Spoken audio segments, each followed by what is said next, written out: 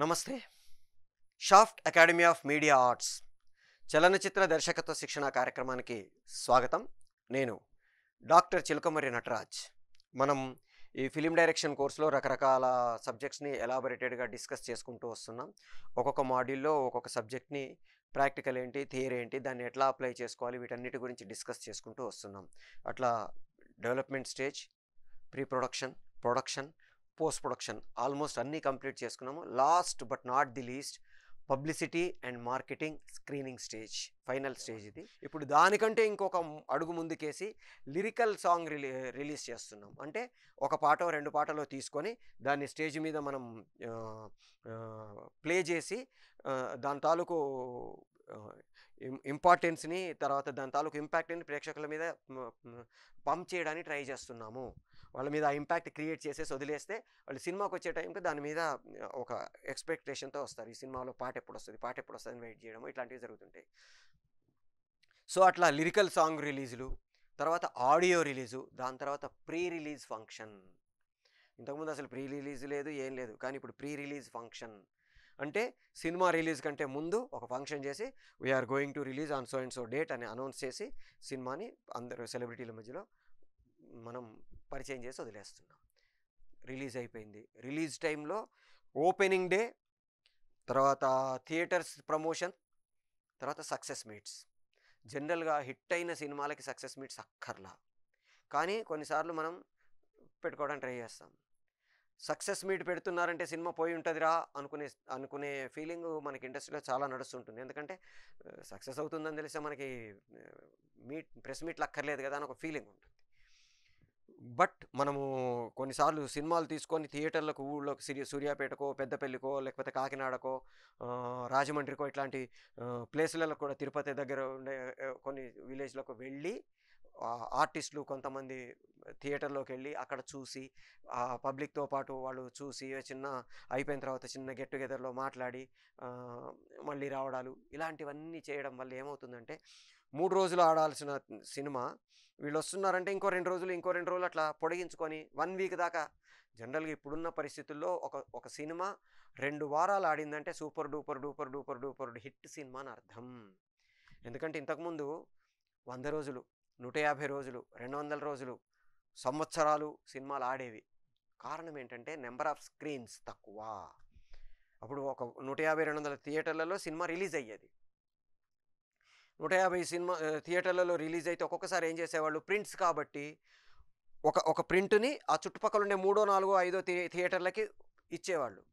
ఇందులో ఫస్ట్ ఈ రీల్ అయిపోగానే ఈ రీల్ పట్టుకొని ఆటోలోనో లేకపోతే బండి మీదో నెక్స్ట్ థియేటర్, అంటే దీనికి దానికి ఒక 15-20 నిమిషాల గ్యాప్లో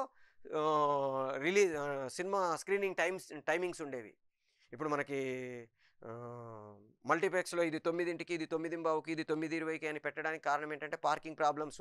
బయటికి వచ్చేటప్పుడు అందరూ ఒకసారి బయటికి వచ్చేస్తారు. తర్వాత వాష్రూమ్స్ కావచ్చు, లేకపోతే ఫుడ్ కోర్ట్లలో కావచ్చు, ఒక్కసారి క్లమ్జీ కాకుండా మల్టీప్లెక్స్లో ఏం చేస్తామంటే ఒక 10-15 మినిట్స్ గ్యాప్స్తో సినిమా స్క్రీనింగ్ టైమింగ్స్ ఉంటాయి.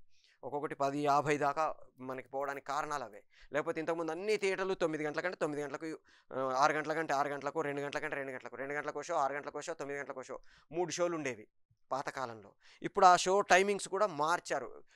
కారణాలు ఏంటంటే ఆ చుట్టుపక్కల ఉండే ట్రాఫిక్ ప్రాబ్లమ్స్ కావచ్చు, పార్కింగ్ ప్రాబ్లమ్స్ కావచ్చు, అన్నీ దృష్టిలో పెట్టుకొని వాటిని మనం ప్లాన్ చేసుకుంటాం. పర్టికులర్గా మల్టీప్లెక్స్లలో ఇది ఎక్కువ ఫాలో అవ్వాల్సి ఉంటుంది. అట్లా మనం టైమింగ్స్ని చెక్ చేసుకుంటాము. తర్వాత ఈ థియేటర్కి మనం ప్రింట్ను పంపించేవాళ్ళు ఇక్కడ 9 గంటలకి, అక్కడ 9:20కి, అక్కడ 9:30కి, అట్లా ఒకే ప్రింట్ను 3 చోట్లకు పంపిస్తే 3 చోట్ల దాన్ని తిప్పుకొని వచ్చేవాళ్ళు. మా చిన్నప్పుడు ఇంకా రీల్ రాలేదని సినిమా మధ్యలో ఆపేసి కూర్చునేవాళ్ళు. రీల్ రావాలి, రీల్ వస్తే ఇది కంటిన్యూ చేస్తాడు. అక్కడ ఏదైనా చిన్న ప్రాబ్లం వచ్చి లేట్ అయిందనుకోండి, ఆ థియేటర్ తాలూకు ఇంపాక్ట్ దీని మీద కూడా పడుతుంది. ఎందుకంటే అక్కడ కంప్లీట్ చేసిన తర్వాత రీల్ ఇక్కడికి రావాలి కాబట్టి. సో అట్లా పాతకాలంలో ఉండేవి. ఇప్పుడు అది మారిపోయి నెంబర్ ఆఫ్ స్క్రీన్స్ 20,000, 30,000 స్క్రీన్స్ ఓపెనింగ్లోనే మనము సినిమా అంటే జనరల్గా ఒక థియేటర్లో 200-250 మంది యావరేజ్ అనుకుంటే, ఒక 1000 స్క్రీన్లు అంటే ఎంతమంది? ఒక్క రోజులో అంతమంది చూసేస్తున్నాం. 20,000 స్క్రీన్స్ అంటే దాదాపు 2.5-3 కోట్ల మంది ఒక రోజులో మనం సినిమా చూసేస్తున్నాం. ఒక 10 కోట్ల మంది సినిమా చూడాలంటే పాతకాలంలో అయితే 1 week, 10 days, 15 days, 20 days, 30 days, 40 days కూడా పట్టేది. చిన్న థియేటర్లు కాబట్టి, తర్వాత నెంబర్ ఆఫ్ స్క్రీన్స్ తక్కువ కాబట్టి, సింగిల్ స్క్రీన్ థియేటర్స్ ఎక్కువ ఉండేవి కాబట్టి. ఇప్పుడు మల్టీప్లెక్స్లో వచ్చేసిన తర్వాత ఇప్పుడు ప్రసాద్స్లో 7 స్క్రీన్స్ ఉంటే రిలీజ్ రోజు ఒక్కొక్కసారి 3-4 స్క్రీన్స్లో వేసేస్తాం. రోజుకు 5 షోసు అంటే 15 స్క్రీన్లు, 15 ఇంటూ 3, 15 3 450, 4500 మంది ఎగిరిపోయారు ఒక ఒక రోజుకి. పాతకాలంలో అయితే 150 మంది, 200 మంది చూసేవాళ్ళం కదా. సో అందుకని ఇప్పుడు నెంబర్ ఆఫ్ స్క్రీన్స్ ఎక్కువ కావడం వల్ల దాని ప్రజెంటేషన్ డేస్ తగ్గిపోయాయి. మనం దాన్ని ప్రొజెక్ట్ చేసే రోజులు 1 వీక్ సినిమా ఆడిందంటే పెద్ద సినిమా, చాలా గొప్ప సినిమా, సూపర్ హిట్ సినిమా అని అర్థం. అంత పొజిషన్కి వచ్చింది.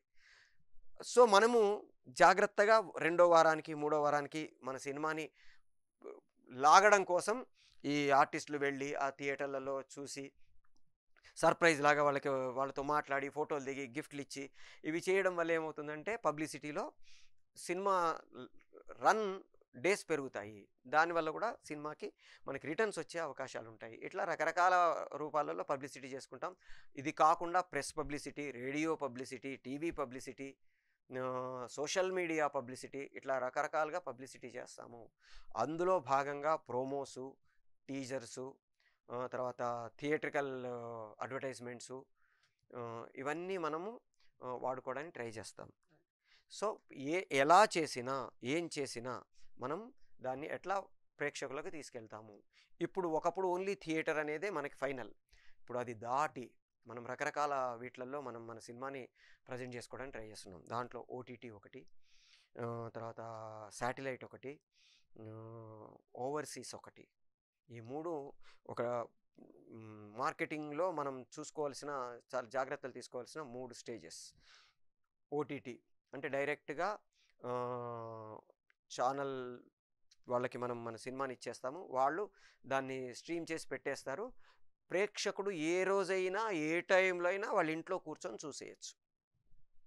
ఇది నిజంగా చెప్పాలంటే చాలా పెద్ద మార్పు తీసుకొని వచ్చింది సినిమా ప్రొజెక్షన్ ప్రాసెస్లో. ఓటీటీ వచ్చిన తర్వాత సినిమా థియేటర్కి వెళ్ళి సినిమాలు చూసే వాళ్ళ సంఖ్య చాలా తగ్గిపోయింది. ఎందుకంటే ఒక 1 వీక్ అయితేనో 15 డేస్ అయితేనో నెట్ఫ్లిక్స్లోనో లేకపోతే జియోలోనో సోనీలోనో వచ్చేస్తుందిరా, సినిమా థియేటర్కి వెళ్ళి ఏం చూస్తాం అని ఒక ఫీలింగ్ని క్రియేట్ చేసింది. అయితే కొన్ని సినిమాలు, ఒక బాహుబలి, ఒక త్రిబుల్ ఆరో, లేకపోతే ఒక బింబిసారానో, లేకపోతే ఒక అలాంటి విజువల్స్, హనుమాన్ లాంటి సినిమాలు ఓటీటీలో చూసిన దానికంటే థియేటర్లో చూస్తే ఆ కిక్ వేరు అన్న ఫీలింగ్ ఉంటుంది. అలాంటి సినిమాలు డెఫినెట్గా థియేటర్కి వచ్చే చూస్తారు. అందుకని ఓటీటీ అనేది మనకు one of the marketing process. మన సినిమాకి డబ్బులు రిటర్న్స్ రావడానికి ఓటీటీ అనేది one of the best platform. అయితే ఇంతకుముందు డైరెక్ట్ ఓటీటీ సినిమాలు చేసేవాళ్ళు. ఇప్పుడు ఆల్మోస్ట్ అన్ని ఛానల్స్ ఒక కండిషన్ పెట్టుకున్నాయి. థియేటర్లో రిలీజ్ అయిన సినిమాల్ని మాత్రమే ఓటీటీలోకి తీసుకోవాలి, లేదా వాళ్ళ ఒరిజినల్ సినిమాలు మాత్రమే. అంటే ఉదాహరణకి ఇప్పుడు నెట్ఫ్లిక్స్ ఉందనుకోండి, నెట్ఫ్లిక్స్ వాళ్ళు ప్రొడ్యూస్ చేసే సినిమా అయితే తప్ప డైరెక్ట్గా ఓటీటీలో ప్రజెంట్ చేయరు. వేరే ఎవరి సినిమా అయినా, అంటే ఆల్రెడీ మేము చేసేసామండి, మీరు మీ ఛానల్ కోసం తీసుకోండి అని మనం వెళ్తే థియేటర్లో రిలీజ్ చేసి తర్వాత మాకు రండి అంటున్నారు. ఎందుకంటే బేసిక్ పబ్లిసిటీ ఓటీటీలో చేయలేం.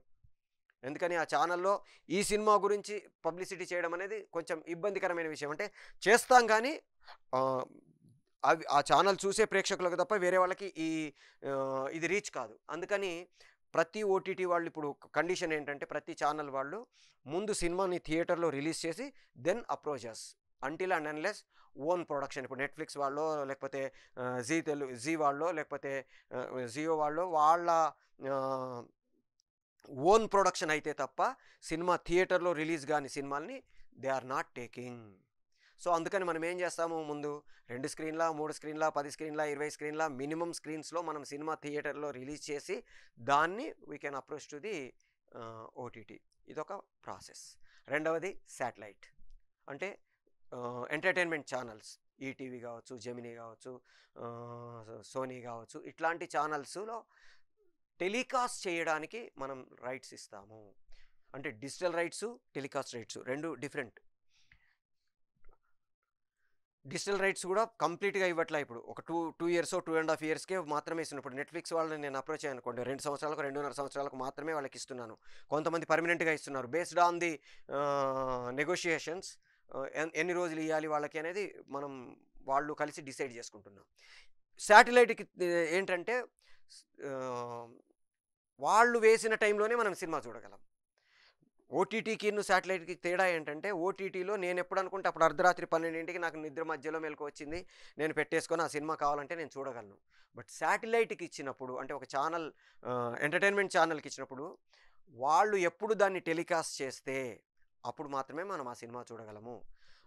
జనరల్గా ఈ రెండిటికి ఒకేసారి ఇస్తున్నామా, విడివిడిగా ఇస్తున్నామా, వాళ్ళ కండిషన్స్ ఏంటి, దాన్ని బట్టి కూడా మారుతుంది. కొన్ని శాటిలైట్లో ఉండే సినిమాలు ఓటీటీలో కూడా ఉంటాయి. కొన్నిటికి వాళ్ళు అబ్జెక్ట్ చేస్తారు. ఈ సినిమా శాటిలైట్కి ఇస్తే మేము తీసుకోమని ఓటీటీ వాళ్ళు కానీ, ఓటీటీకి ఇస్తే శాటిలైట్లో తీసుకోమని వీళ్ళు కానీ అనే అవకాశాలు ఉంటాయి.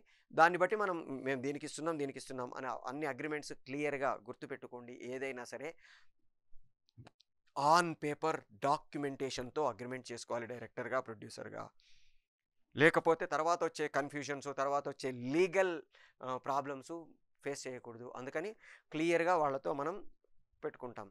కొంతమందికి మనం శాటిలైట్ రైట్స్ ఇచ్చేసిన తర్వాత మన సినిమా రిలీజ్ కాకముందే కొన్నిసార్లు వేయడానికి ప్రయత్నం చేస్తారు.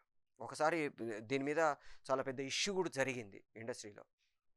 సినిమా ఇంకా రిలీజ్ కాలేదు, శాటిలైట్లో వాళ్ళు వేయడానికి రెడీ అయిపోయారు. దాని మీద ప్రొడ్యూసర్ కౌన్సిల్, తర్వాత ఛాంబరు, శాటిలైట్ ఛానల్ వాళ్ళతో కూర్చొని మాట్లాడి సినిమా థియేటర్లో రిలీజ్ అయిన తర్వాత మీరు దాన్ని టెలికాస్ట్ చేసుకోండి. ఎందుకంటే వాళ్ళకి రైట్స్ రాసి ఇచ్చేశారు, డేటు ఫలానా డేట్ నుంచి అని చెప్పాలా, దాంట్లో అగ్రిమెంట్లో రాసుకోవాలా, మాకు ఇచ్చేసిన తర్వాత మా ఇష్టం అన్నట్టు వాళ్ళు ఆలోచించారు. వీళ్ళేంటి, సినిమా థియేటర్లో ఒకసారి టీవీలో వచ్చేసిన తర్వాత థియేటర్కి వెళ్ళి ఎవడు చూస్తాడు అని వీళ్ళ ప్రాబ్లం. అందుకని జాగ్రత్తగా రెండింటిని మనం కోఆర్డినేట్ చేసుకోవాలి. ఇది శాటిలైట్కి సంబంధించింది. తర్వాత ఇంకా మిగతా చాలా ప్రాసెస్ ఉన్నాయి. ఇప్పుడు కొన్నిసార్లు సోషల్ మీడియాకు సంబంధించిన కొన్ని ఛానల్స్కి కూడా మనం ఇచ్చేస్తున్నాం. ఉదాహరణకి ఇప్పుడు ఇండియన్ ఎయిర్లైన్స్ లేకపోతే అట్లాంటి ఇంటర్నేషనల్ ఎయిర్లైన్స్ వాళ్ళు కూడా వీటిని తీసేసుకొని వాళ్ళ ట్రావెలింగ్ ప్రాసెస్లో దీన్ని బ్రాడ్కాస్ట్ చేసుకుంటూ టెలికాస్ట్ చేసుకుంటూ తీసుకెళ్తారు. అలాంటి వాటిలలో కొన్ని ఉంటాయి. ఇవన్నీ కాకుండా ఓవర్సీస్ మార్కెట్ అంటే జనరల్గా భారతదేశంలో కాకుండా బయటి వాటిలలో మనం దీన్ని మార్కెట్ చేసుకోవాలంటే ఇండియన్ సినిమాకి కొన్ని ప్లేసెస్లో చాలా మంచి మార్కెట్ ఉంది. ఇప్పుడు పర్టికులర్గా రజనీకాంత్ గారు లాంటి వాళ్ళ సినిమా అనుకోండి, చైనాలో, జపాన్లో, దుబాయ్లో, మలేషియాలో, సింగపూర్లో, శ్రీలంకలో ఇట్లాంటి ప్లేసులలో చాలా మార్కెట్ ఉంది. మనం చేసే వాళ్ళని అలా ఎలా చేసుకోవచ్చు? అష్టాచెమ్మ సినిమా కంటే ముందు ఇంద్రగంటి మోహన్ కృష్ణ గారు తన సినిమా చేసే ప్రాసెస్లో అసలు ఈ సినిమాని పబ్లిసిటీ చేసుకోవాలంటే, చిన్న సినిమా అష్టాచెమ్మ అనేది అందరూ ఆల్మోస్ట్ కొత్త వాళ్ళు. నానిగారు అప్పటికి కొత్త, అవసరాల శ్రీనివాస గారు కొత్త, స్వాతి గారు అప్పటికి హీరోయిన్గా ఎస్టాబ్లిష్డ్ కాదు, మిగతా వాళ్ళందరూ తనికెళ్ళభరణి గారు, ఝాన్సీ గారు, వీళ్ళందరూ క్యారెక్టర్ ఆర్టిస్టులు తప్ప హీరో స్టేచరు, హీరోయిన్ స్టేచరు అంటే స్టార్డమ్ ఉన్న వాళ్ళు ఎవ్వరూ లేరు. మోహన్ కృష్ణ గారు కూడా పెద్ద సూపర్, అంటే దాన్ని ఏమంటాము, ఎస్టాబ్లిష్డ్ అనం కానీ స్టార్ డైరెక్టర్ కాదు. మరి ఎట్లా అనుకునే సిచ్యువేషన్లో ఆయన తన సినిమాని ఎక్కడెక్కడెక్కడ మార్కెట్ చేసుకోవచ్చు అనే ప్రాసెస్లో he approached the overseas marketing process. ఇవాళ ఇంద్రగంటి మోహన్ కృష్ణ గారు one of the best entrepreneur అనుకోండి ఓవర్సీస్ మార్కెట్ చేయడంలో. తర్వాత ఆయన శేఖర్ కమ్ముల గారికి, వాళ్ళకి వీళ్ళకి చాలామందికి, వాళ్ళందరూ ఇంకా శేఖర్ కమ్ముల గారు, ఇంద్రగంటి మోహన్ కృష్ణ గారికి, ఇంద్రగంటి మోహన్ కృష్ణ గారు శేఖర్ కమ్ముల గారికి, వీళ్ళందరికీ ఒకళ్ళకొకళ్ళు సపోర్ట్ చేసుకొని ఓవర్సీస్ మార్కెట్ని వాళ్ళు బాగా పెంచుకోవడానికి ప్రయత్నం చేస్తున్నారు. ఇవాళ వరల్డ్ వైడ్గా Indian cinema, Telugu cinema, Tamil కావచ్చు, సౌత్ సినిమా మార్కెట్ పెరిగింది, ఓవర్సీస్ మార్కెట్. దాన్ని మనం ట్రై చేసుకుంటాము పబ్లిసిటీ చేసే ప్రాసెస్లో కావచ్చు, మార్కెట్ చేసుకునే ప్రాసెస్లో కానీ. ఇవి కాకుండా ఇవన్నీ డైరెక్ట్ మనం తీసిన సినిమాని చేసే ప్రాసెస్. ఇవి కాకుండా ఇంకొక 2 ఉంటాయి. ఒకటి dubbing, 2 remake. Dubbing rights, remake rights. మనమే రీమేక్ చేసుకుంటామా, మనమే డబ్బింగ్ చేసుకుంటామా, దట్ ఈస్ డిఫరెంట్. బట్ వాటిని మనం వేరే వాళ్ళకి అమ్మేస్తే దాని రైట్స్ కూడా మనకు వస్తాయి. అవి కూడా is part of the marketing. మన సినిమా హిట్ని బట్టి, మన సినిమా తాలూకు ఆర్టిస్టులను బట్టి, మన సినిమా తాలూకు రేంజ్ను బట్టి మనం ఎంత కమ్మొచ్చు డబ్బింగ్ రైట్సు. కొన్నిసార్లు ఫ్రీగా ఇచ్చేయండి అనే పొజిషన్లో కూడా ఉండొచ్చు. కొన్నిసార్లు ఇంత ఇస్తామని వేలం పాటలాగా మేము ఇంత ఇస్తాం ఇంత ఇస్తాం ఇంత ఇస్తామని పోటీకి కూడా రావచ్చు. So based on hour films success and the padding మనం డబ్బింగ్ కానీ రీమేక్ రైట్స్ కానీ మనం వేరే వాళ్ళకు అమ్ముకుంటాము. ఇన్ని రకాలుగా మనము మన సినిమాని మార్కెట్ చేసుకుంటాము, మన సినిమాని పబ్లిసిటీ చేసుకుంటాము, ప్రేక్షకుల్లోకి రీచ్ కావడానికి ట్రై చేస్తాము. ఒక డైరెక్టర్గా right from the starting to end ఏమేం చేయొచ్చు, ఎంత జాగ్రత్తలు తీసుకోవచ్చు. నిజానికి రాజమౌళి గారికి పాతకాలం అయితే ప్రతి ఛానల్కి వెళ్ళి తారక్ని చెర్రీని కూర్చోబెట్టుకొని మాట్లాడి ఇంత చేయాల్సిన అవసరం ఉండేది కాదు. బట్ ఇప్పుడు డైరెక్టర్సు ఇంపార్టెన్స్, తర్వాత డైరెక్టర్స్ రెస్పాన్సిబిలిటీ పెరిగింది కాబట్టి రాజమౌళి గారు రామ్ చరణ్ గారిని తారక్ గారిని ఇద్దరిని తీసుకొని వెళ్ళి ఇంటర్వ్యూస్ చేసి అవన్నీ చేస్తున్నారు. పబ్లిసిటీ చేసే ప్రాసెస్లో కూడా ఎంత యాక్యురసీ, ఎంత జాగ్రత్తలు తీసుకోవచ్చు అనేది మనం రాజమౌళి గారు లాంటి వాళ్ళని చూస్తే తెలుస్తుంది. బాంబేలో 666 రిలీజ్ రోజు ఫంక్షన్ చేశారు. ఆ ఫంక్షన్లో ఇంట్రడక్షన్ ఆఫ్ రామ్ చరణ్ గారు అండ్ ఇంట్రడక్షన్ ఆఫ్ తారక్ గారు ప్లాన్ చేసింది ఏంటంటే, ఇటువైపు బైక్ మీద తారక్ గారు ల్యాండ్ అవుతారు, ఇటువైపు గుర్రం మీద నుంచి రామ్ చరణ్ గారు ల్యాండ్ అవుతారు. అది మొత్తం పబ్లిక్లోకి వచ్చి తర్వాత స్టేజ్ మీదకి వచ్చి ఇదంతా ఉంటుంది. అక్కడ షో చేసేటప్పుడు దాన్ని షూట్ చేసి దాన్ని మనకి పబ్లిసిటీలో సోషల్ మీడియాలో కావచ్చు, లేకపోతే టెలివిజన్లో కావచ్చు, వాటిలో కానీ పబ్లిసిటీ చేయాలి అని ప్లాన్ చేసుకొని అక్కడ ఆ ఈవెంట్ చేశారు. దాన్ని మనం సోషల్ మీడియాలో కానీ లేకపోతే ఛానల్స్లో కానీ పబ్లిసిటీ చేయడం కోసం దాన్ని ముందు చూసుకున్నప్పుడు బైకు గుర్రము రెండు ల్యాండ్ అయ్యే ప్రాసెస్లో ఒక 2 సెకండ్స్ బైకు కింద ఉంది, గుర్రం పైన ఉంది. ఇది వెయిట్ ప్లస్ దీని స్పీడు ఇవన్నీ క్యాలిక్యులేట్ దిగే ప్రాసెస్లో ఒక 2 సెకండ్స్ అంటే 2 ఫ్రేమ్లో 3 ఫ్రేమ్లో తేడా ఉంది. 2 ఇలా దిగాల్సింది, ఇది కొంచెం ఇలా ఉండి దిగింది. అది మామూలు నేకెడ్ ఐకి ఎవ్వడికి తెలియదు. దాన్ని పాస్ చేసి చెక్ చేసుకొని స్కేల్ పెట్టి కొలిస్తే అట్లా చూసుకుంటే తప్ప మామూలుగా ఎవడికి తెలియదు. కానీ రాజమౌళి గారు హైదరాబాద్ వచ్చేసిన తర్వాత అదొకసారి వేసి ఫ్రేమ్ టు ఫ్రేమ్ చెక్ చేసుకొని, అరే ఇది కొంచెం కింద ఉంది, ఇది కొంచెం పైన ఉంది, లేదు మళ్ళీ చేయాలని మళ్ళీ సెట్ వేసి ఆ మొత్తం సెటప్ తాలూకు సెట్ అంతా మళ్ళీ ఇక్కడ వేసి వాళ్ళిద్దరు ల్యాండింగ్ మళ్ళీ ఇక్కడ షూట్ చేశారు. ఎందుకు అంటే ఎక్కడ కాంప్రమైజ్ కాకూడదు, ఎక్కడ మనం ఒక అడుగు కూడా వెనక్కి వేయకూడదు. మన సినిమాని ఎంత ఎఫెక్టివ్గా మనం ప్రజెంట్ చేయగలిగితే అంత ఎఫెక్టివ్గా ప్రజెంట్ చేయడానికి ప్రయత్నం చేస్తాము. ఒక సినిమా మీద చిరంజీవి గారి పోస్టర్లో చిరంజీవి గారి బొమ్మ ఉందంటే థియేటర్కి వచ్చే వాళ్ళ సంఖ్య దాదాపుగా 1 లక్ష నుంచి 5 లక్షల దాకా పెరుగుతుంది. కొత్త వాళ్ళతో ఉండే పోస్టర్ చూసి మనం ఎంతమంది సినిమా థియేటర్కి వెళ్తాము? అదే మనకి తెలిసిన వాళ్ళ పోస్టర్ ధర్మవరం సుబ్రహ్మణ్యం గారు, తనికెళ్ళబడి గారు, ఇంకొకళ్ళు తెలిసిన వాళ్ళందరూ అందులో ఉన్నారనుకోండి, చూడొచ్చులే అని వెళ్తాము.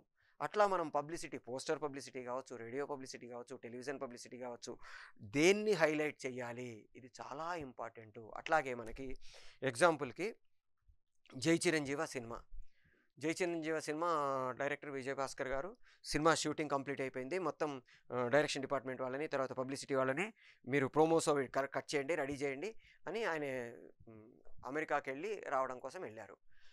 ఈ లోపల వీళ్ళు అది ప్రోమోస్ కట్ చేశారు, టీజర్లు అవి రెడీ చేసి రిలీజ్ చేశారు. ఫస్ట్ మీరు రిలీజ్ అయిన టీజరు అవి చూడండి, యాక్షన్ ఓరియంటెడ్ లాగా ఉంటుంది. చిరంజీవి గారు కత్తి పెట్టి బెదిరించడము, కొట్టడము, అమెరికాకి వెళ్ళడము, అక్కడ అవి తప్ప విజయభాస్కర్ గారి సినిమా లాగా అనిపించదు. జనరల్గా విజయభాస్కర్ గారి సినిమా అంటే ఒక మంచి ఎంటర్టైన్మెంట్ మూడ్లో సినిమాని తీసుకెళ్తాడని ప్రేక్షకులు అనుకుంటారు. సినిమా థియేటర్ ఇవన్నీ చూసేసరికి అబ్బాయి ఇదేదో సీరియస్ సినిమా అనుకునే పొజిషన్లోకి ఉండే. అంటే విజయభాస్కర్ గారి సినిమా లాగా అనుకోకుండా వేరే ఎవరో అన్న రేంజ్లో జనాలు థియేటర్కి రావడానికి హెసిటేట్ చేశారు. 3 days తర్వాత ఆయన వచ్చారు, ప్రోమోస్ చూసి ఏంది ఎవర్రా కట్ చేసింది ఆపండి అని మళ్ళీ ఆయన కామెడీ బిట్స్ అన్నీ కట్ చేసి దాంతో ప్రోమో రిలీజ్ చేశారు. తర్వాత మెల్లిగా కొంచెం పికప్ అయింది సినిమా. అంతకుముందు దాంట్లో ఓన్లీ అవి ఉండేవి. నెక్స్ట్ దాంట్లో ఏం చేశాడు, నాకు ఇంగ్లీష్ కూడా రాదు అని ఇలా పెట్టడం బిట్టు. తర్వాత ఈఎంఐ ఎవరు అంటే నా కాబోయే భార్య, ఈఎంఐ నా లవ్వర్, మరి ఎందుకు ఏడుస్తుంది అంటే ఆమెకి ఇష్టం లేదు, మరి ఈమెనే ఒప్పించింది. ఇట్లాంటి బిట్లు, ఆ డైలాగులు, మామయ్య అన్నావు, బాబాయ్ అన్నావు, అమ్మాయి అన్నావు ఇలాంటి బిట్లన్నీ పెట్టి తర్వాత ప్రోమోస్ రిలీజ్ చేశారు. ఓహో! ఇది కామెడీ సినిమా ఉన్నట్టుందిరా అని జనాలు కొంచెం వచ్చారు. సో, అట్లా మన సినిమాలో మనం చెప్పదలుచుకున్న హైలైట్ చేయదలుచుకున్న పాయింట్ ఏంటి? నిజంగా చెప్పాలంటే 'జాతిరత్నాలు' ది బెస్ట్ ఎగ్జాంపుల్. సినిమా థియేటర్‌కెళ్ళిన వాళ్ళందరూ ఏముందిరా సినిమాలో మా ప్రో ప్రో మన టీజర్ చూసి మోసపోయి వచ్చాం అనుకునే రేంజ్‌లో ఉంటుంది. ఆ టీజర్‌లో ఉన్న 4 బిట్లు తప్ప సినిమా థియేటర్‌లోకెళ్తే మిగతా ఏం ఎక్స్‌ట్రా ఉండవు. ఆ థియేటర్‌లో మనం సినిమా ఏదైతే టీజర్‌లో చూసామో ఆ 4 బిట్లు అక్కడ బావుంటాయి. మిగతాయన్నీ నార్మల్‌గా పరిగెడుతుంటుంది. సో, అట్లా కాకుండా జాగ్రత్తలు తీసుకొని మనం అంటే అది best strategy. 'Jathi Ratnalu' strategy is the best strategy. మన సినిమాలో హైలైట్ ఏముందో అది తోసేయడం. సో, అట్లా మనం మన పబ్లిసిటీని చేసుకుంటూ వెళ్తే సినిమా సక్సెస్ అవ్వడానికి 100% కాకపోయినా 98%, 99% ఛాన్సెస్ ఉంటాయి. చాలు 99కి, 100కి పెద్ద తేడా ఉండదు కాబట్టి సక్సెస్ అవుతాం. మనల్ని మనం ప్రూవ్ చేసుకోవడానికి ఇంకొక మెట్టు ఎక్కడానికి అవకాశం ఉంటుంది. మీరు ఇట్లా ట్రై చేయండి. మీ సినిమాని పబ్లిసిటీ చేసుకోవడానికి ట్రై చేయండి. మార్కెట్ చేసుకోవడానికి ట్రై చేయండి. థియేటర్‌లో మార్కెట్ చేయాలి. తర్వాత డిస్ట్రిబ్యూషను, తర్వాత బయ్యర్స్ ఇట్లా రకరకాల స్టేజెస్ ఉంటాయి. డిస్ట్రిబ్యూషన్ అంటే బయ్యర్సు, ఎగ్జిబిటర్సు, డిస్ట్రిబ్యూటర్సు, ప్రొడ్యూసరు ఒక 4 రేంజెస్‌లో ఉంటుంది. ఎగ్జిబిటర్స్ అంటే థియేటర్ వాళ్ళు, బయ్యర్స్ అంటే డిస్ట్రిబ్యూటర్ దగ్గర తీసుకొని థియేటర్ వాళ్ళకి మధ్యలో ఉండేవాళ్ళు. డిస్ట్రిబ్యూటర్ అంటే ప్రొడ్యూసర్ దగ్గర నుంచి ఆ సినిమాని డిస్ట్రిబ్యూట్ చేయడానికి తీసుకునేవాళ్ళు ప్రొడ్యూసర్. ఈ 4 స్టేజెస్‌లో డైరెక్ట్‌గా ఎగ్జిబిటర్ దగ్గర ఉండొచ్చు, బయ్యర్ నుంచి ఎగ్జిబిటర్‌కి ఉండొచ్చు, లేదా డిస్ట్రిబ్యూటరు, బయ్యరు, ఎగ్జిబిటర్ ఉండొచ్చు, గ్రాసు, షేరు ఇట్లా రకరకాల పదాలు మనం వాడుతుంటాం. ఏది వాడినా మనకెన్ని డబ్బులొచ్చాయి, ప్రొడ్యూసర్‌కి ఎన్ని డబ్బులొచ్చాయి, థియేటర్‌లో వాడికి ఎన్ని డబ్బులొచ్చాయి. ఒక సినిమా సక్సెస్ అవుతే కొన్ని వేల మంది కుటుంబాలు బాగుపడతాయి. ఒక సినిమా పోతే చాలామందికి లాసు. సినిమా సక్సెస్ అయితే థియేటర్‌లో క్యాంటీన్ వాడో, లేకపోతే అంటే సమోసాలు అమ్ముకునేవాడో, లేకపోతే సైకిల్ స్టాండ్ వాడో దగ్గర నుంచి ప్రొడ్యూసర్ వరకు అందరం బాగుపడతాము. సినిమా సక్సెస్ కాకపోతే వీళ్ళందరికీ అంత ఇబ్బందులుంటాయి. కాబట్టి మనం జాగ్రత్తగా మనం స్ట్రాటజీ ప్లాన్ చేసుకొని మన సినిమా రిలీజ్ చేసుకోవడానికి ట్రై చేయాలి. మీరు కూడా మీ సినిమాలో ఉండే హైలైట్స్ ఏంటి వాటిని చేసుకొని చేయడానికి ప్రయత్నం చేయండి. మనకి షాఫ్ట్ అకాడమీ రకరకాల కోర్సెస్‌ని ఆఫర్ చేస్తుంది. సినిమా ఇండస్ట్రీకి సంబంధించి 3 major wings film making, fine arts, animation ఈ మూడిటిని బేసిక్స్ దగ్గర నుండి ప్రొఫెషనల్ కోర్సెస్ వరకు, డిప్లొమాస్ నుంచి పీజీ వరకు రకరకాల స్టేజెస్‌లో రకరకాల డ్యూరేషన్స్ తోటి మనకి ఆఫర్ చేస్తుంది. అది కూడా అతి తక్కువ ఫీజులతోటి Potti Sriramulu Telugu university, Annamalai university, Krishna university లాంటి యూజీసీ రికగ్నైజ్డ్ యూనివర్సిటీస్ తాలూకు అఫిలియేషన్స్ తోటి మనకి కోర్సెస్‌ని ఆఫర్ చేస్తుంది. మీరు ఇప్పుడు ఎట్లాగైతే డైరెక్షన్ కోర్స్ నేర్చుకుంటున్నారో అట్లాగే మిగతా కోర్సెస్ కూడా నేర్చుకోండి. ఒక సింగిల్ క్రాఫ్ట్ పర్సన్ కంటే కూడా మల్టిపుల్ టాలెంటెడ్ పర్సన్‌కి ఇండస్ట్రీలో ఎప్పుడు వాల్యూ ఉంటుంది. గ్రోతు ఉంటుంది. ఎక్కువ గ్రోత్ తొందరగా గ్రోత్ ఉంటుంది. అందుకని మిమ్మల్ని మీరు ప్రూవ్ చేసుకోవడానికి ఒక క్రాఫ్ట్ కాకుండా ఎక్కువ క్రాఫ్ట్స్ నేర్చుకోవడానికి ట్రై చేయండి. మిమ్మల్ని మీరు ఇండస్ట్రీలో పరిచయం చేసుకోండి. ప్రూవ్ చేసుకోండి. All the best.